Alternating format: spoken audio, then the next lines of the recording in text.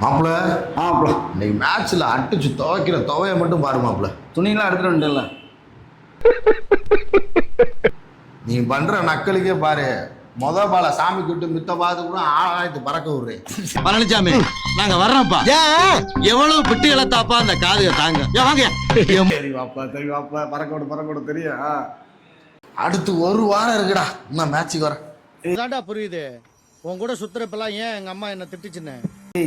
என்னடா இப்பதான்டா வந்திருக்கு, அதுக்குள்ளயும் ஒரு வாரம் இருக்குன்ற. ஒரு வாரம் எதுக்கு?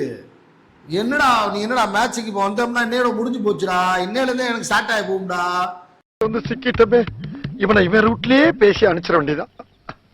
திங்கக்கிழமையானா எனக்கு யார்கிட்ட மேட்ச் கேட்கறதுன்னு ஓடும்.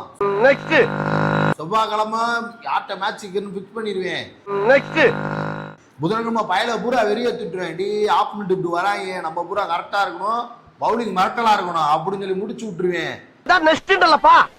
வெள்ளிக்கிழமை பூரா எல்லாத்தையும் அலாட் பண்ணி டீம்ல யார் யார் வரான்னு பூரா செலக்ட் பண்ணிடுவேன். சனிக்கிழமை எல்லாத்தையும் அனௌன்ஸ்மெண்ட் பண்ணி வந்துருங்கடா அப்படின்னு சொல்லி முடிச்சு விட்டு. பைத்தியமாயவன் ரொம்ப நேரம் நல்லா பேசிக்கிட்டானையா.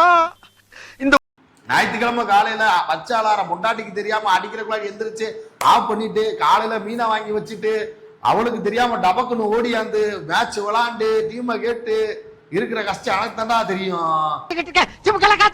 ஆத்தாடி ஆத்தா, வருஷத்துக்கு ஒரு கிரிக்கெட்ட சிக்கிறடா சாமி.